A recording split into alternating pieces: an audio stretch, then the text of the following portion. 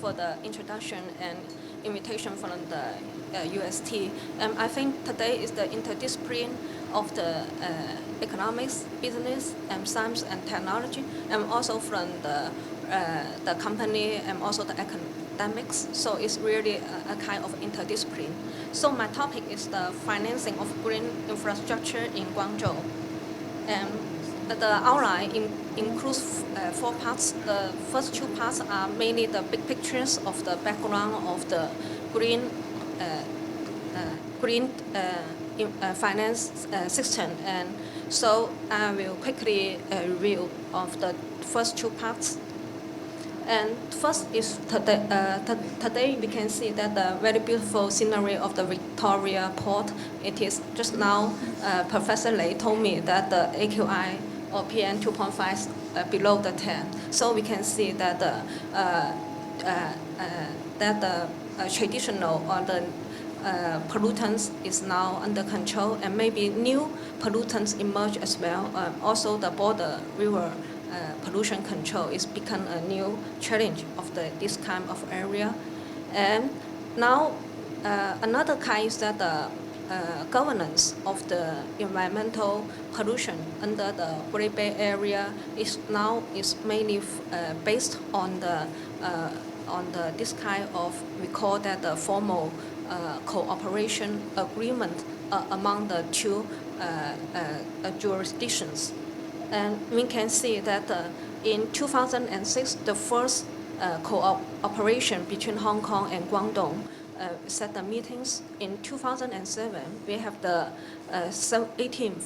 But now we can see that the contents mainly on the science and technology are not concerned of the environmental economic instrument among these kind of agreements. So why we stress that we set the incentives or the economic or business instrument or anti-instrument is more focused, need to be more focused in the near future, because we know that from the economic perspective, we know that the inadequacy of now the governance is that the CC, the command and control instruments, they may be more cost and also not last for long. For example, we know that in China, we know the Asian blue, Olympic blue is sometimes by the different jurisdiction borders from the control or the shutdown of sun or closing for several days,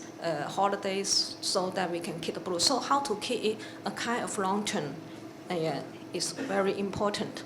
So now the green finance is a new approach to the new governance, because we know that they can internalize the externalities to promote the supply of the green products and also decrease the supply of dirty industries, so that we can see that we can have the demand, the reallocation of the funds and the resources to our new development path. And also we can know that the advantage of green finance, they have more motivations and capital and also public participations. Yeah. This is the, we can see that now China has now 5 pilot program, and yesterday we know the first year the evaluation is in Zhejiang, Huadu, where Chairman Xi has raised his famous green development theory, right, in Zhejiang, Huadu. So this is 5. We can see that these 5 programs, they oriented in different focus. Zhejiang and Guangdong is in the coastal part, and Guangzhou and Jiangxi is in the inland of China. Yeah, and Xinjiang is Belt and Road, maybe on this kind of the strategic plan. And Guangzhou is one of the 5 pilot programs, and is focused mainly is in Huadu. Maybe if you want to go to Guangzhou, you can know the airport. Yeah, it's located in Huadu. It is famous for the car industry and something like that. Yeah, and the logistics. And one of the orientation of the Huadu is that is Guangzhou, Hong Kong, Macau, Greater Bay Area is focused on this kind of cooperations. And also Hong Kong is actively promoting the development of green finance, because in the February I attend a conference in Hong Kong, yes, by the finance of department. And also after the department, I visited the Hong Kong emission exchange and to see how they take part in the China emission trading program. Yeah, there are 7 pilot programs in China, and to see how they take part in it. And also in January, we also invite emission trading exchange stock. They go to Jinan to attend the conference, and they give us some introduction. Yeah. So here, the expertise in the Hong Kong emission exchange told us that they have taken part in the 7 programs here, but they have many obstacles, such as the fund, how to go into mainland China, and after that, how to move out. And so they hold that in the framework of the cooperation future, is it possible to consider the environmental instrument or green finance to help the Hong Kong stakeholders to take part in the China's carbon market, the nationwide carbon market sponsored by MDRC. So the first part is our financial system now in Guangzhou. The first part is green credit, is mainly by the bank. We know that, yeah. The second is green fund, is mainly for the long-term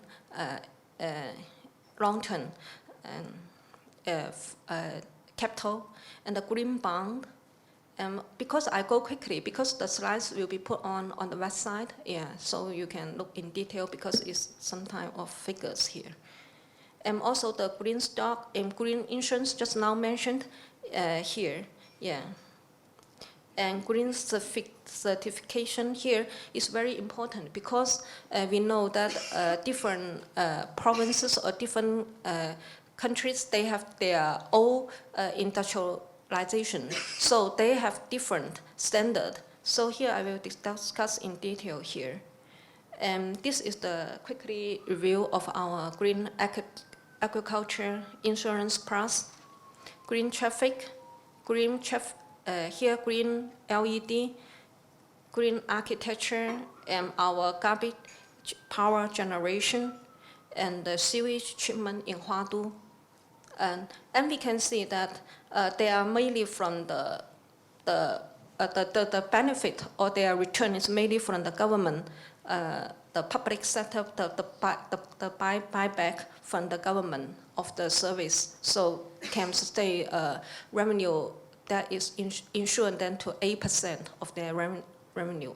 So I think the experience of green finance development in China is that the government is very important to play the initial role in the development of green finance. And also, I think that green finance mainly focus on environmental pollution protection, not for the maximization of the profit. It is the difference between the green finance and the traditional finance. And so I have several questions to discuss, which is under the panel of the World Bank, and in the Huadu district in April I attend.